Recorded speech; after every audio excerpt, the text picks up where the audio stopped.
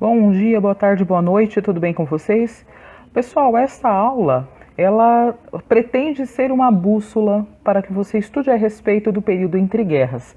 Então, nós já temos estudado períodos e situações e conceitos que são fundamentais para que nós compreendamos o século XX e também aquilo que nós vivenciamos hoje, no século XXI. O período entre guerras, então, ele vai de 1918, quando termina a Primeira Guerra Mundial, até 1939, quando começa a Segunda Guerra. O período entre guerras, ele foi marcado por uma série de eventos históricos que representaram grandes rupturas e que deixaram marcas profundas no mundo todo, desde a economia e política até ideologias e culturas. Não tem como a gente conceber aquilo que nós temos hoje sem pensar em tudo aquilo que foi construído durante esse período. Muitas vezes nós olhamos muito para os conflitos e deixamos de olhar para aquilo que foram as razões das pessoas e a forma como elas foram reagindo diante das situações que lhes foram impostas. Isso é importante que a gente sempre considere. Entre esses eventos, entre essas situações todas que vão acontecer nesse período, nós temos a Revolução Russa, que começa durante a Primeira Guerra Mundial e tem a sua eclosão em 1917, os regimes ultranacionalistas, o fascismo, o nazismo e outros afins que foram acontecendo, e eles vão ser o foco desse nosso momento aqui. A crise de 1929, que foi uma crise de superprodução que teve efeitos mundiais, nós vamos falar dela em outra situação, e também a Guerra Civil Espanhola, que foi muito marcante dentro desse período e representativa, inclusive, dos conflitos que vão se seguir durante todo o século XX.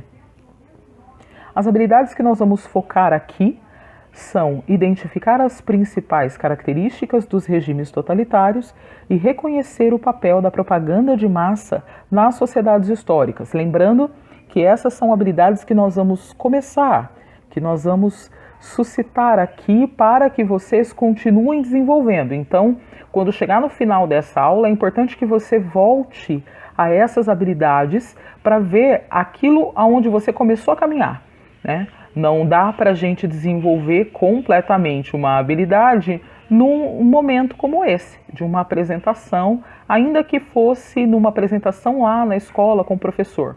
Uma habilidade nunca é desenvolvida de uma vez só. O próprio nome já diz, é desenvolvimento, então eu preciso de um processo. Então pensa aí, são características dos regimes totalitários. É importante que você reconheça um regime totalitário qualquer, ainda que você olhe para períodos depois, né? É importante que você consiga analisar e tirar o rótulo que às vezes atrapalha. Por isso é importante a gente olhar para as características, como a questão dos conceitos que a gente trabalhava lá com o imperialismo. E com relação à propaganda de massas, o século XX, de maneira especialíssima ao período entre guerras, lança base para a cultura de massa que o mundo nunca mais vai ser igual. Do ponto de vista da comunicação e da propaganda, esse período entre guerras mudou muita coisa, muita coisa. A forma de se comunicar, o uso que vai ser feito do rádio, e aí depois isso vai se expandir para a televisão, isso vai se expandir para outros meios de comunicação, até a internet hoje. Muito daquilo que é feito, é aprendido, é construído hoje é um edifício construído sobre essas bases. Então presta atenção. A Revolução Russa, nós temos aqui a foto de dois ícones fundamentais desse período. O primeiro, o carequinha Vladimir Lenin, que foi o grande líder do processo da Revolução Russa em 1917, e depois o seu sucessor, Joseph Stalin, que vai comandar com mãos de ferro e também num regime totalitário a União das Repúblicas Socialistas Soviéticas. E aí você tem grifado União Socialistas. União por quê? Porque não foi um país só. A Revolução Russa começa na Rússia, só que ela não se restringe à Rússia. Então, a gente tem uma série de outras repúblicas ali do lado que vão aderir a esse movimento, vão fazer parte disso. Socialista é o que vai designar o sistema de governo que vai ser adotado ali, né? Isso é importante para que a gente entenda, mais uma vez, as características que vão acontecendo. A Revolução Russa a gente já trabalhou um pouco melhor em outras situações e nas videoaulas que vocês têm acompanhado, mas é importante que você vá, pesquise também. Como eu disse, essa é uma aula bússola. Aqui nós temos então um mapa de 1922, onde nós podemos notar a Rússia como grande protagonista e ao seu redor vários outros que hoje já são países independentes e tudo mais, várias outras repúblicas que faziam parte dessa união e faziam parte desse movimento todo e ajudaram a tornar a União Soviética uma grande potência. Depois nós temos nazismo e racismo, que é o nome como aparece depois no seu material. Lembrando que esse é um vídeo direcionado de maneira especial para os alunos da rede estadual. Então tem um material cujo título desta situação de aprendizagem é nazismo e racismo. Aqui nós temos também uma foto que vai nos dizer muito daquilo que foi esse período. Nós temos pessoas sorridentes, nós temos crianças que contemplam uma figura com admiração. É importante que a gente observe, lembra que eu falei da propaganda de massa? Propaganda, ela não é feita necessariamente para se vender um produto, comercialmente falando, né? A forma como a gente tem de construir uma mentalidade não se restringe à propaganda de mercado, né? O sistema educacional, ele faz parte disso porque você está passando uma mensagem para muitas pessoas de uma vez só. E isso precisa ser feito sempre com muito cuidado. E se tem uma pessoa que sabia que isso precisava ser feito com muito cuidado, nós o temos aí na foto, aquele que foi o líder da Alemanha nazista, o Adolf Hitler. Nazismo, que vem do nome do partido, o Partido Nacional Socialista, que era chamado de nazi, e aí deriva o nazismo. A relação com o racismo por conta de todo o ideário que foi construído em torno da raça ariana, partindo de outras ideias que vinham já de séculos anteriores e que vai ser apropriado por esse grupo de pessoas. Embora a gente tenha uma pessoa que sirva como um ponto-chave, como um líder fundamental, e a gente vai ver como isso é importante com um pouquinho mais de cuidado à frente, só que não é fruto de uma única pessoa, ainda que ele seja o mais importante. Nós temos aqui dois cartazes de propaganda, aí sim, chamando meninos e meninas para se juntarem à juventude nazista. Então, essas crianças, esses jovens eram conquistados, e ali é interessante você notar a característica que nós temos no rosto, no olhar dessas crianças, a característica de encantamento que é colocado nesse cartaz e a mensagem que passa, né? É uma pessoa que se destaca, então a menina se destaca no meio da multidão, o garoto olha com admiração. Isso é importante da gente observar em todos os instrumentos de propaganda, de maneira especial quando a gente fala a respeito da construção desse ideário do nazismo. E aqui então vamos às características dos regimes totalitários. O totalitarismo, nós temos aqui uma lista intensa, bastante intensa. Então, ultranacionalista. É importante a gente observar que essa vai ser uma característica presente em outros povos, e essa ideia da nação, que traz uma ideia de unidade, traz uma ideia de grupo, e é importante a gente ter isso em mente. Quando eu falo da nação, eu estou falando de uma identificação cultural com as pessoas que estão próximas, uma identificação da minha história com aqueles que estão próximos de mim. E Também, quando a gente fala desse ultranacionalismo, aquilo que me une a este que está do meu lado me afasta de outros, que têm outras culturas, outras características, e essa propaganda ultranacionalista, essa ideia ultranacionalista, vai pretender repelir aquele que faz parte de alguma outra nação. O desejo popular, especialmente os derrotados na Primeira Guerra Mundial. A gente está falando aqui de um período que passou por um conflito muito intenso. A gente tem algumas nações, a Alemanha como grande protagonista, mas a gente tem algumas nações que vão sair derrotadas. Coloquei entre aspas porque numa guerra realmente todo mundo tem perdas. Não é um único que sai perdendo. Por mais que você ganhe um troféu de vencedor da guerra, o seu terreno foi atingido, a sua economia foi atingida, o seu povo foi atingido, não tem como sair ileso, né? Tem algumas exceções, mas enfim, a gente fala disso depois. Vamos lá. A gente tem a figura, de maneira especial, nós vamos tratar aqui da Alemanha, que sai como a principal prejudicada, entre aspas também, no Tratado de Versalhes, que foi objeto da última atividade que vocês fizeram. Ela sai com muitas sanções, com muitas decisões que foram impostas e que vão oprimir muito o povo alemão. O povo sai humilhado, né? Eles são proibidos de se defender, de ter o seu exército, eles têm uma intervenção muito grande com relação à política, com relação à economia, eles precisam trabalhar muito para pagar as dívidas de guerra, e isso leva a uma crise econômica muito grande, leva a população a uma fome muito grande, uma miséria muito grande, e tudo isso são pessoas.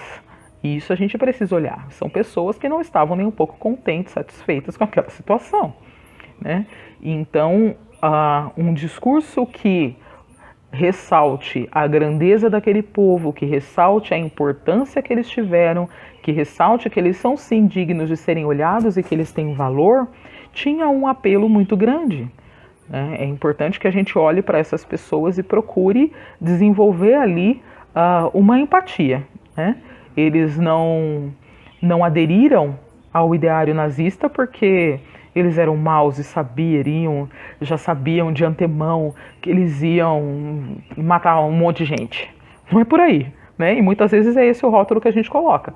É um povo que estava sofrendo e alguém ofereceu um discurso que lhes caiu bem, né? Que a eles pareceu que ia resgatar essa dignidade. Eles queriam essa restauração que estava sendo proposta. E, de fato, durante o período entre guerras, a gente tem que considerar que a Alemanha se tornou, sim, uma grande potência, né? Grande potência que saltou aos olhos, inclusive, de uma outra figura que desponta nesse período, que foi o Benito Mussolini, que era o Duce da Itália.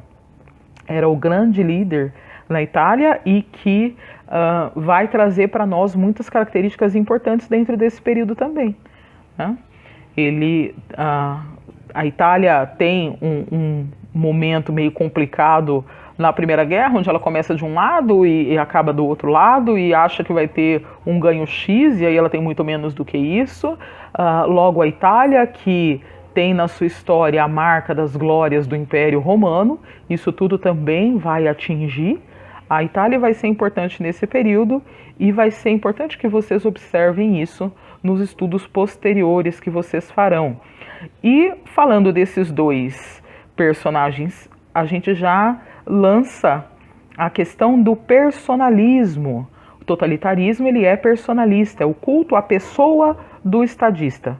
Então, e essa é uma marca fundamental e uma grande herança que a gente tem desse período. Eu olho para aquela pessoa. Então, independente daquilo que ele fez, é ele. Independente daquilo que das pessoas que o apoiam, é ele, a grande referência. Então tem o Benito Mussolini, ele é a grande referência. O Hitler, ele é a grande referência, e outros que a gente vai olhar a carinha deles daqui a pouco. É muito importante a gente observar as marcas que isso gerou na sociedade, na história, nas pessoas de uma forma geral. Eu olho muito para aquela pessoa. Se eu confio naquela pessoa, tanto faz aquilo que dizem que ela fez, aquilo que provem que ela fez, eu confio naquela pessoa. Tanto faz se aquilo é bom, se aquilo é ruim, se as ações, as evidências me apontam para um determinado erro, um deslize, alguma coisa com a qual eu não concordo, mas eu coloquei naquela pessoa a minha confiança, né? E isso leva muitas vezes à aceitação de posturas que não são tão dignas assim, né? Esse personalismo, ele precisa ser bastante cuidado, sobretudo quando a gente fala de propagandas políticas como eram feitas nesse período totalitarista, nesses regimes totalitaristas. O corporativismo, não importam as individualidades, apenas a nação. Não importa aquilo que eu preciso, importa o grupo daquele que eu faço parte. Então, se eu tenho uma necessidade, se eu tenho uma opinião, se eu preciso de alguma coisa que não condiz com o grupo, eu deixo de lado aquilo que é meu, aquilo que eu preciso, aquilo que é individual, para favorecer o grupo, para favorecer a nação. Então, eu abro mão de mim para o todo. O que vai gerar consequências bastante complicadas, uma vez que para sustentar o regime, que é a nação, muitas pessoas acabaram sendo prejudicadas. Muitas pessoas abriram mão de direitos fundamentais, comer, morar e vestir, por exemplo, pela grandeza na nação. Pela grandeza deste país, eu vou e eu entrego direitos que são fundamentais, né? E isso é importante também que vocês se lembrem. O autoritário, esses regimes, isso fica mais fácil da gente compreender a partir das características anteriores. Ninguém pode se opor à nação. Se eu vou abrir mão do meu direito básico, legítimo, de comer, vestir e morar, por exemplo, quem dirá falar contra, né? E isso gera perseguição política. Algumas pessoas despontam e essas pessoas são perseguidas politicamente. Elas não podem se manifestar contra aquele regime. Como não dá para a gente conceber o crescimento de um determinado país considerando ele sozinho, isolado, ainda que tenha uma ambição de dominar o mundo, momento Pink Cérebro, um desenho super legal que não faz muito parte da geração de vocês, mas enfim, ainda que haja um desejo de dominar o mundo, não dá para conceber um crescimento desse sem considerar alianças com países que são especialmente ideologicamente próximos, né? Se eu vou me aliar, eu preciso ter algo em comum com o meu aliado. Isso é importante a gente considerar. E populistas, são regimes populistas. Uma medida populista, ela atende a um apelo popular, atende de fato necessidades da população que são reais, só que a gente não tem uma mudança substancial, a gente não tem uma mudança na estrutura que vai transformar de uma forma que se sustente. Então, uma medida populista, ela deixa todo mundo contente, deixa a população feliz, porque tem, de fato, uma necessidade minimamente alcançada, atendida, só que não muda a vida daquelas pessoas a longo prazo. Quando eu olho para uma medida populista, para identificar uma medida, se ela é populista ou não, um dos pontos fundamentais é olhar. E a longo prazo, essa medida se sustenta? Isso é importante da gente pensar. Fazendo um paralelo com uma situação mais cotidiana, cotidiana não, porque acho que as pessoas não fazem esta situação que eu vou propor aqui no exemplo. Só que se trata de uma esfera doméstica, fica mais fácil da gente pensar assim. Se uma determinada família está numa condição muito difícil e vai lá e pede um montante de dinheiro emprestado e consegue esse empréstimo, uma grana boa, né? Tenho lá 120 dias para começar a pagar. eu tenho 120 dias de sossego. Né? Tenho dinheiro lá e vai e gasta e gasta e gasta, sem pensar que o tempo vai passar. E quando chegar a parcela? Né? Isso é um ponto que a gente precisa pensar. Essa seria uma medida populista. Eu vou lá, pego 100 mil reais, né? Olha só que exemplo interessante, né? E gasta, gasta, gasta, gasta, gasta, sem lembrar que isso precisa ter uma volta, que isso tem uma continuidade. Então eu tenho um período grande de fartura para ter um muito maior de miséria. Né? Isso é um ponto que a gente precisa refletir dentro dessas características do totalitarismo. Aqui então nós temos 4 figuras exemplificando, não foram os 4 únicos. O Adolf Hitler na Alemanha, o Joseph Stalin na União Soviética, o Benito Mussolini na Itália e o Francisco Franco na Espanha. Uma consideração: a União Soviética ela não é um regime capitalista como as outras, só que as características de um regime totalitário elas são bastante semelhantes. Então, independente do sistema econômico que foi adotado, a gente tem características que vão além. E isso é importante quando a gente fala em períodos históricos. Nós temos que olhar não só para aquilo que é feito no discurso, a gente tem que olhar para as características que são vividas de fato por aquela população, por aquele país. E aqui no Brasil nós temos a figura do Getúlio Vargas. Ele tem 2 grandes períodos, sendo que o primeiro período tem algumas subdivisões. Nós vamos abordar esse tema com um pouco mais de detalhe, com muito mais detalhe, em outra situação de aprendizagem, mas fica uma referência que é muito próxima a nós. No primeiro período do Getúlio Vargas, nós temos o governo provisório, que foi de 1930 a 1934, quando ele assume o país, é cancelada a Constituição e fica com a proposta de permanecer até que fosse realizada uma nova eleição, mas isso a gente vai ver mais para frente que não funcionou muito bem assim. Depois da Revolução de 1932, a gente tem todo o movimento que desemboca na Constituição em 1934 e vai até 1937, quando deveria haver uma eleição para a troca do governante e por uma série de outros movimentos, entre eles o Plano Cohen, que vai ser um evento bastante interessante que nós vamos estudar futuramente.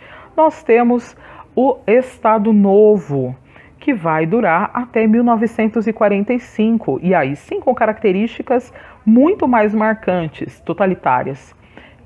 Não que antes não havia características de regimes totalitários, havia, só que a partir de 87 a gente tem isso muito mais declarado. E aí depois dessa saída, em 45, por meio da eleição, em 1951, Getúlio Vargas volta, permanecendo até 1954, quando ele se suicida no Palácio do Catete, lá no Rio de Janeiro, que era a capital